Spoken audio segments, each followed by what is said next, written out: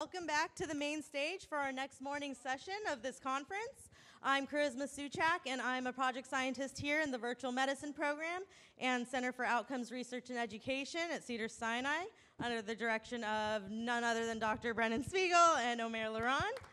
And I'm extremely excited and honored to return this year to moderate this next session, which is the patient panel. This session is close to my heart, as it may be one of my favorite sessions, not because I'm moderating, but because these patients are truly the heart of medicine and most important stakeholders in healthcare. Our mission is clear. It's to design MXR that prioritize the needs and preferences of our patients, designing with our patients, not only for our patients. By listening to their voice and incorporating their feedback into our work, we can ensure that our innovations are not just technologically advanced, but also truly transformative in enhancing patient care. Their stories are powerful reminders of why our work is so important, and I have no doubt that their insights will inspire and inform our efforts as we continue this journey together. So without further ado, please join me in welcoming our esteemed panel of patients, with their patients. It is important to listen to these following individuals and others and understand their lives beyond their diagnosis and beyond the 15 or 30 minutes that we spend with a patient in a doctor's office or the time that you speak with them on a hospital bed. So I'd like to start off by having these patients briefly introduce themselves, just as so, beyond their disease, maybe giving us a little snippet of something important to them on a day-to-day basis. Hello, my name is Patricia Grant. I actually had lower back pain, excruciating pain. I was one of these people that would travel to different parts of America. I'm from the UK, by the way. And I would be on stages in high heels and, talking for long periods of time, 12 hours. And I developed lower back pain because of this. So I'm so grateful for this company and this study. But yes, I am also vegan, and I am a great advocate for alternative medicine and treatments. Hi, I'm Amanda Green. I live with lupus, chronic pain, arthritis, rheumatoid arthritis, both. I couldn't just get one. Fibromyalgia, and on top of that, I have IBD. So I know what pain is like. I live with pain every day. It's not a scale of 1 to 10. I love when doctors ask you on a scale of 1 to 10, what's your pain level? I'm like, off the charts. But what I really love is alternative medicine and alternative therapies, because sometimes prescriptions don't work. I am allergic to pain medicine. I'm allergic to opiates. The one thing that technically prescription could help me, I'm allergic to. So I am an advocate. I go to DC. I go to my local congressman, and I'm trying to change healthcare from the patient perspective, one day at a time. And here, hopefully, I can share with you how the patient experience has impacted my life. And I admit it, I spend a little too much time on social media, because when you live with pain, a lot of times you're disconnected from the world, and social media has enabled me to connect with the world. And I'm grateful to Brennan and Cedars-Sinai and everybody here at Virtual Medicine for having this event and including this panel, because I believe this is the most important panel of the 2 days. Not that I'm on it or anything. And here's Tom. Thank you. First of all, I'd like to thank everybody for having this panel. Dr. Spiegel, my hat's off to you. You are the focus for patient engagement as far as I'm concerned. You set the example for everybody else. So thank you.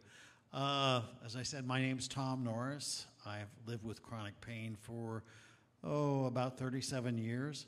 I'm a retired lieutenant colonel from the Air Force. My chronic pain was a result of too much radiation for testicular cancer. The Air Force basically said, you'll never be able to do anything. So here I am striving for patient engagement, patient empowerment. And my favorite thing is if you couldn't tell, I collect comic books. So thanks again for having me. I see those Superman socks down there. We love them. We also have one more patient that might be joining us a little bit late, stuck in pure LA traffic, so hopefully we'll be here in 5 or so minutes. But her name is Misty Williams, and she also is a cook. Oh, perfect. Okay, well, she'll be here in a moment, and maybe she can, well, I can give her, we'll just wait for her. Yep. The guest of honor, or all the guests of honor.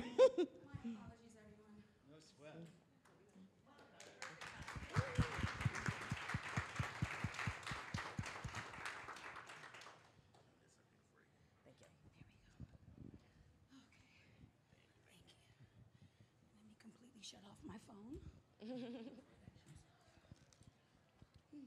Good morning, everyone. Good morning. You can go ahead and introduce yourself. I was just... Hello, everybody. My name is Misty Williams. I am 40 years old. I have sickle cell disease. Got over congestive heart failure about 8 years ago, and I am a patient at Cedars-Sinai. And like I said, beyond the disease, she's also a wonderful chef and baker and owns a whole cake business, right? I have a catering business. Yep. And I did 13 years of nursing. So wonderful. So obviously, these patients have a lot more beyond their disease to offer, and it's wonderful hearing these wonderful stories. So now that you guys have all heard a little bit about them, and keeping in line with the overarching idea of how massively and rapidly the field of MXR has evolved, why don't we have each of you talk about your own evolution and journey using MXR from the early stages for your healthcare needs to today? So I started doing so many different treatments for my lower back pain with very little results, if I'm very honest. So I started with sound wave treatment, which was great. A little bit of acupuncture, massages for deep tissue massages, all those great things, and we had like slight changes. But I actually started the VR, and I was a little bit in disbelief at first. I didn't really believe that it would affect or have any effect on me, because what can watching something do? I was like, I don't know if this is going to work at the beginning. And then I became a real believer. It was a 12-week study, and within 2 weeks, I started feeling different. And I found that the more aggressive the pain, the more aggressive the game in the actual VR, which was quite interesting to me. So the more, if I had pain that was really intense, I would use the actual equipment intensely, which encouraged movement, which helped. And I was like, well, this is interesting. I didn't think that this would work. The more I submerged myself in the deep waters, because there were certain, in the library, there's certain things that you could target to. So there was one where it was underwater, where it was deep water, and it would calm the pain. So each activity catered for each pain that I was having, and I was thinking, this is amazing. So yeah, it really did, I really did see a difference quite rapidly. It took my mind off the pain, it eased the pain, it made me refocus, it actually made me exercise, targeting different things in the actual gaming. So I was really surprised, and I really enjoyed it, if I'm honest. And now, it's not as intense. Every now and then, I'll have something. That's pretty awesome. You got real active. Yeah, definitely. Mine was interesting as well. From the very beginning, when you guys started, I was blessed to have my therapist, who actually works with you guys, come to me about it. And I've been a spokesperson for Children's Hospital Los Angeles since I was 5. So I've been a part of a lot of studies. And one thing that we loved growing up was the fact that we got video games before anybody else did. So Grand Theft Auto, 3 a.m. That's us. As kids, as teenagers, and as adults, I became, a gamer.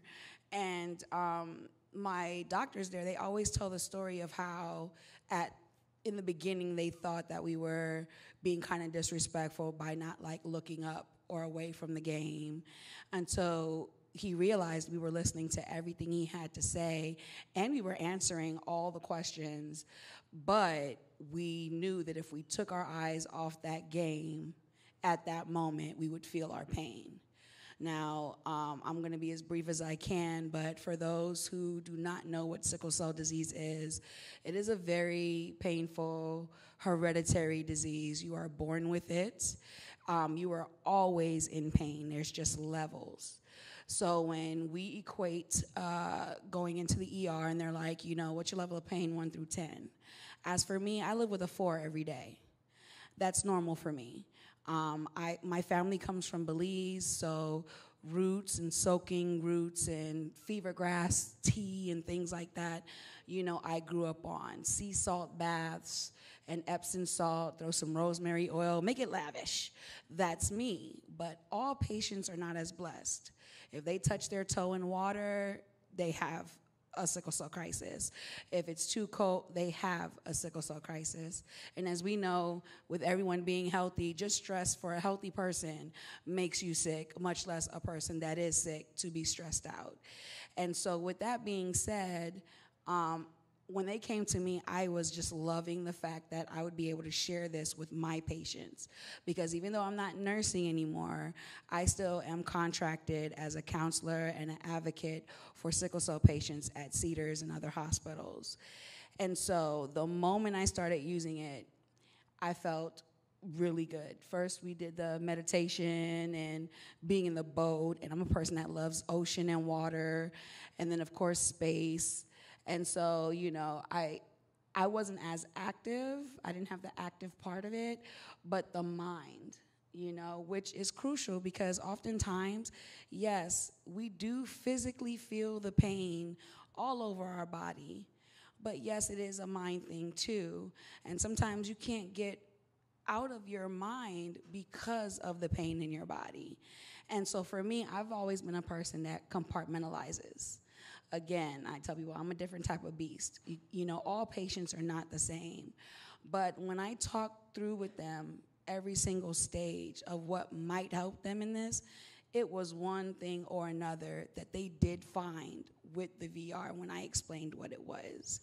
And so every chance I got when I was in there, I was like, okay, where are you guys at? I need it.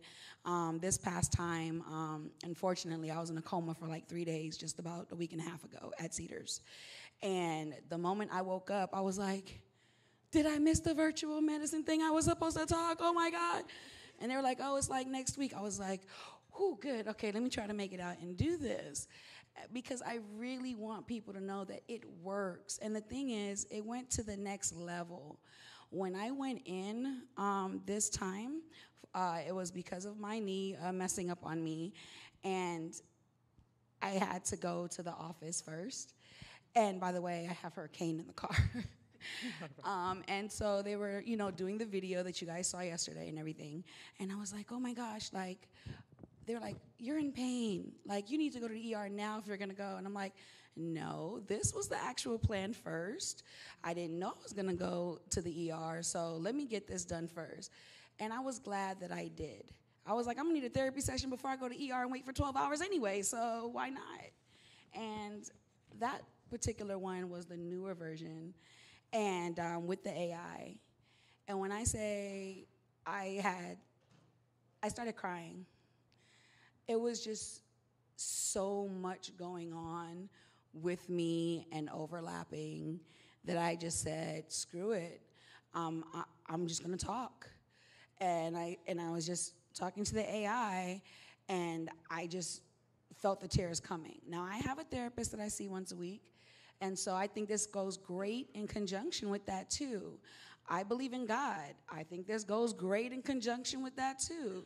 Crystals, all these different things can work together.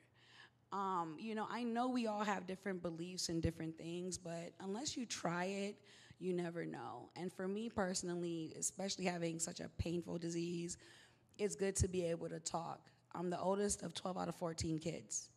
I've raised children. I don't have any of my own. I've worked with children. And, you know, sometimes you tell your business to one person in the family, everybody knows. Or the fact that everyone is going to stress out because they care about you. And it's like you don't want that to happen. So being able to talk to a therapist, and then now even with this program, I find it very amazing. Wonderful. A lot of common themes of some disbelief, but also very yet different stories. So that's great. Well, I'm a patient advocate, and I ramp up when it's a conference week. And I ramped up for Chicago. It was HIMSS 2018. And you know how big exhibit booths and big halls can be, and it was a huge conference, and I was pacing myself, trying to just pace myself. I'd seen the panels I wanted to see, saw the conferences I wanted to see, stopped by the exhibitors I wanted to see, and I realized there's no way I'm getting to my hotel room. There's just no way. And there was a Samsung booth on the corner, and they saw that I was tired. They're like, here, just put your stuff down, take a break. I'm like, okay, and then I'm watching their video. I'm in Chicago. I live in LA. Cedars is my hospital. Brennan Spiegel, Cedars-Sinai is on the video. I'm like, what? And he's talking about virtual reality. And I'm like, I had to come to Chicago to find out that they're doing groundbreaking therapy in LA. Well, yes, I had to go to Chicago to find out that they're doing groundbreaking therapy in LA. And from there, it was very early. This is the end of the beginning if you were here for Raphael. And Josh Sackman and Applied VR had this headset, and they asked me, hey, do you want to put on the headset? I'm like, sure. I mean, after my backpack was off, I was like, whatever. So I put on the headset, and I think it was 7 minutes later, they're like, are you okay? And I'm like, yeah, don't stop. Give me a few more minutes. And my first example of wearing a headset was in the middle of a health conference, exhibit hall. And if any of you have been here today and tried on, you know what life-changing, it changed my life. Cut two, I got back to LA, I called Brennan, I talked to Josh Sackman, Applied VR, hooked me up with a headset so I could try, because I wasn't hospitalized for my pain, but my pain was impacting my daily life. And from there, I didn't become an ambassador for Applied VR, but I was interviewed by Voices of America to say how life-changing it was, that this could be a pain treatment that I didn't have to pop a pill for, that had no side effects. The only side effect was if I put it on too long, the weight maybe caused a little bit of pain in my neck and a little bit of a headache. And that's how I was introduced to VR. And then this week, I'm at Zaya. And I don't know if you know who Zaya is or if you know what Zaya is. It's Brennan and Cedars-Sinai are working on I want to marry Zaya. I want to marry Zaya. We've just met. We're on our first date, but I could seriously go to Vegas with her. And, like, it changed. VR is life-changing for patients. I know it's life-changing for you, for your training, for your education, but for our quality of life, for my range of motion, I mean, you're like, big deal. Her arms are above her head. It's a big deal that my arms are above my head. And please consider doing whatever you can to have VR impact your life, to have VR impact the lives of your patients. Because Tom, your turn, because I'm not going to cry. That's right. I'm going to start, and we're going to be up here praying. It's life-changing. There you go. All right. Thank you.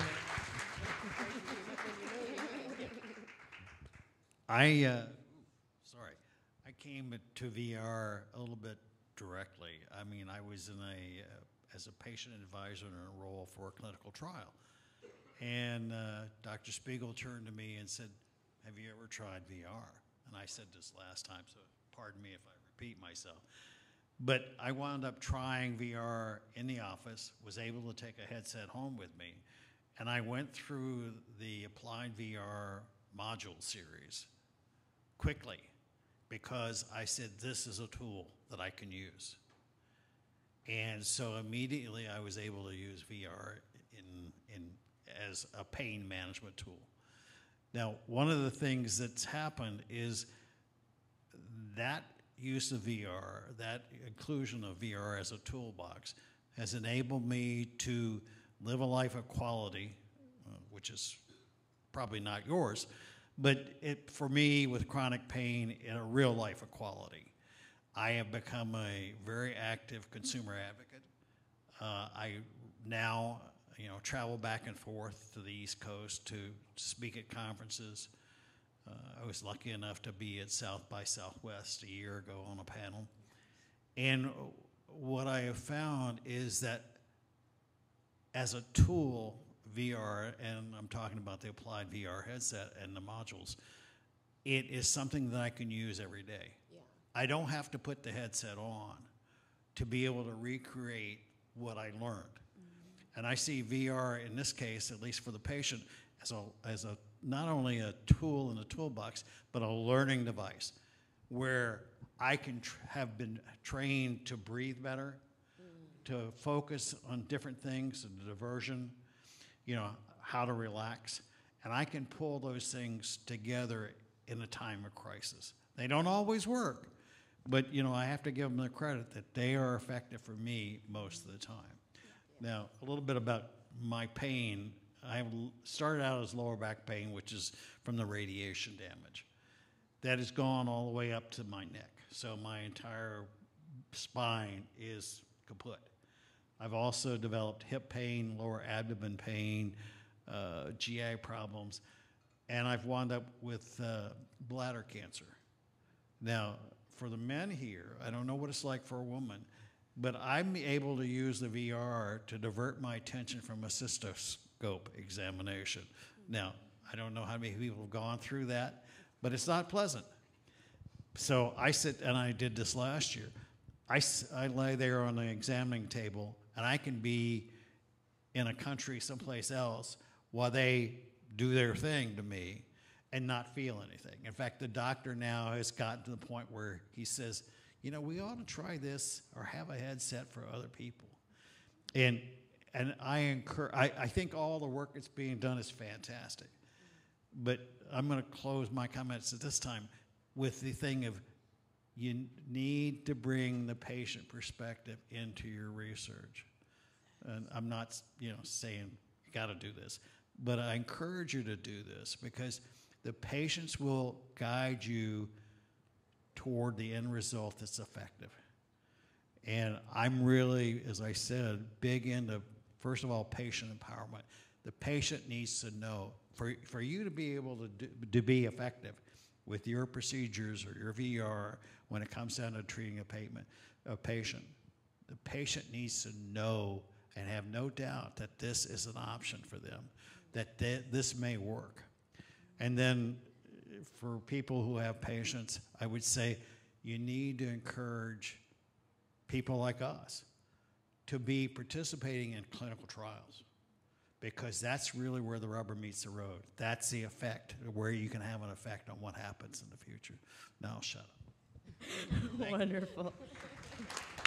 Those are such unique and wonderful stories and journeys throughout, and obviously they all sound positive, but however, I'm certain it's not always that way, and it's not always smooth sailing. And naturally, often with new technologies, which, as Raphael also said, we are at the beginning of the end, but when it started out, there must have been, even as we grow within it, there must have been their ups and downs. And so what do you feel are the biggest challenges that facing the adoption of MXR use by you guys or any other patients and that you may know? And what are your thoughts and recommendations, if you have any, on how we can overcome these challenges? I didn't really find the headset itself. I used the Pico, and the headset itself, it was good. There's some of the buttons, when you actually have the headset on, you couldn't actually turn the volume up and things like that. Those kind of little things, but those are easily rectified for me. I can see that would be easy to do, an easy fix. I didn't have a problem with the weight. It was fine. The only thing I would say, I actually kind of said this when I was doing my surveys, because we had surveys and feedback. it was 360, but there wasn't a lot going along behind me. That's the only thing. I wanted it to be interactive all the way around me. It felt a little bit dead at the back and quite spooky, if I'm honest. So, yeah, that was really the only thing. Everything else I thought was really good, really easy. One thing I did love, I know this you said what you didn't love, but one thing I did love is that it actually gave me education. It told me where my pain was coming from at the beginning of the study, and I thought that was really cool, you know. It had like a figure, and it showed you how pain acts and does those kind of, and travels through the body, and I thought that was fantastic. You know, it was really educational for me. But other than that, I thought it was a great experience. I didn't really have much negativity, if I'm honest. Well, that's good to hear. I mean, those are little improvements, which I think we can make, so. Yeah. I think you're going to get all of us going. Maybe one thing, but overall, let's talk about more good stuff. So I like the fact that you brought up the part of the 360 situation. Now, I didn't find it spooky, but yeah, I saw myself when I stood, like I was going around in circles like, okay, what's behind me? Oh, cool, there's a fish. So yeah, like probably like maybe a couple more things, you know, in ways I think for us too, that's kind of, you know, being greedy, because I mean, this thing is amazing. The fact that it's even brought to the table. I have been in, you know, these courthouses over the years for the opioid epidemic. I have fought hard passing bills, and it's been a roller coaster, especially when it was only for cancer and end of life, knowing that the CDC and the NIH put sickle cell as number 3. So I was going back and forth to the Capitol. I was one of the youngest. I would miss flights because they would keep pushing us back in the docket just so that people can go home and not speak. And as you can hear, we do a lot more in the community than just being patients. It is very hard sometimes when you're at clinic getting, you know, your medication and everything, and then there is phone calls coming in because you have a job or a career or you run a business, and they want you to not do that. And of course, you want to be very courteous to other people around you who are getting like their chemo and things like that and would like to rest. VR is fantastic for that. I think, of course, we're going to have to take out some of the technical bugs. Like she said, it's pretty easy to do that. I think one of the main things for me was, of course, the beginning stages when it might have gotten stuck or I didn't want to connect to the internet. And my butt was calling you and Alistair, like, where are you guys? Where are you guys? I need this now. I need this now. They're going to do a surgery, and I need to have this. Because I am one of those patients where, with sickle cell being so painful, they have you on a lot of medication. And like I said, I was raised differently. So for me, like, it's every 4 to 6 hours, something like Dilaudid and 4 milligrams. And I don't take that. Even if I have a letter that states, oh, you know, she's working, but she can take this because the doctor said so. I don't. Because if, like when I was a nurse, anything is wrong with the amount of medicine I give to a patient, they're going to check me. If I get burned or cut, they're going to check me. What are you on? So I don't take anything, just like everybody else, especially when you have a job and you're on your feet all day. By the time you get home and sit down, you feel the weight of the day. Okay, just that and put in going through labor at the same time, that is sickle cell at the end of our day. And so a tub bath and some medication, but the VR. I think that once we add more, because I do feel like a little bit more can be added to it, in a sense. And when I say more, I'm speaking on like the type of places. I'm speaking on the type of meditation. Because in the beginning, of course, we had like 1 or 2 types of meditation. And so we know we have like so much more stuff. And then I'll just leave off on the note of, you know, even if you do not believe in, say, God or things like that. There's so many other ways that people are spiritual, for instance, like yoga. People get up first thing in the morning to do an hour of yoga before getting in the shower and going to work, and that helps them throughout the entire day. So think of VR in a way like that. If we could actually get an extra just 30 minutes a day with this VR and what it can do for us, it can help us for the rest of the day, or it can help us through the night to have a good night's sleep instead of being on TV or anything else. That's how I look at it. That's great feedback. Well,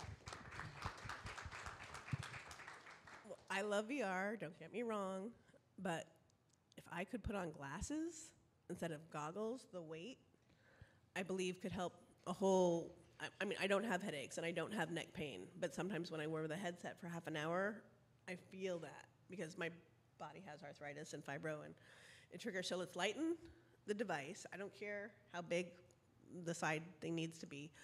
But similar to what you were talking about, and I'm not sure, Tom, if you remember when we were talking about the virtual pharmacy. Like I like water. Some people might be afraid of water, but if I wanted a water meditation, if I wanted to walk along the beach, somebody might want to be hiking in the mountains. Somebody might want more graphics, more flowers. Whatever you like, whatever your hobby is, if it's gardening, let's have you walk through a garden, Kensington Garden, you know, and then if you want to travel, you can go from London to Taipei to, you know, wherever you want to go. Lots of content. That's a good idea right there, because we have all the other ones you just mentioned. We have about 7 of them. But there's not enough, and there needs to be a pharmacy for everybody. Like there's 4 patients here, but I guarantee you if we had 400, we would all like, ooh, I'd want to walk through Kensington Garden, and I want to do this, but I really like swimming with manatees.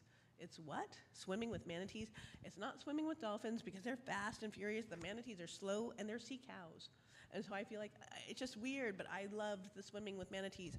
I believe that this is the end of the beginning. As we move forward, consider every patient, every option. If you like something, if you like photography.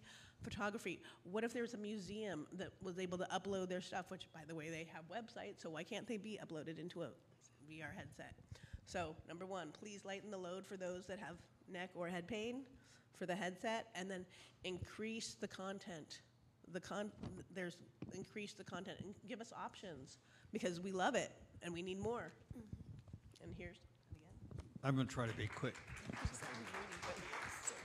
I have to agree with everything that's been said, but I'm going to take a different approach. I'm a firm believer that we need to be able to educate the patient. Use the word I've used it before, empower the patient. I have at least 500 to 600 people in my support groups for chronic pain. Most of them, no matter how many times I've said it, don't know what VR is. And I think, you know, all the work that's being done, you've got to empower the patients. You've got to increase the knowledge. And then you can do the personalization and work forward. But you've got to start telling people and gaining their trust. Have them take the red pill rather than the blue pill. So, thank you. Wonderful. Well, I think we're wrapping up on the 30 minutes for today. So that was a great discussion, and I think I heard a lot of feedback that I hope we can start employing in our lab right away on Monday. But I would like to also thank you guys once again. I'm really honored and pleased to have you guys on stage to be able to talk and let everyone out there know kind of what you guys think of MXR and how we can take it to the next level, especially as this is the beginning of the end, hopefully. But yes, so thank you for that. And now we'll take a quick break and get the next person on stage. Good morning.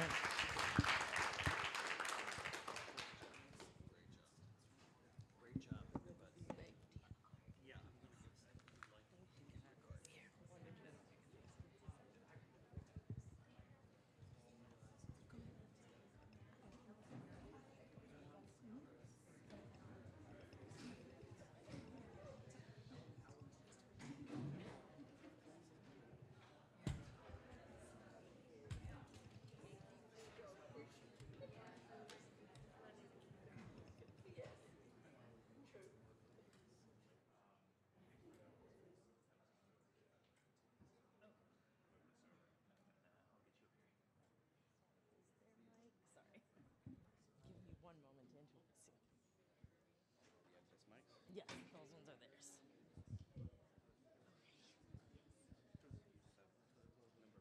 Yes, that's fine. Thank you. Yeah, you guys can take a seat, and I'll call you up on stage as soon as I'm finished. Yes. You, huh? You have the mic. That's perfect. Did they set you up back there? Okay. Yeah, just go back there and check in with them, and you'll go. Perfect. So I'm just gonna introduce you. Okay. Okay.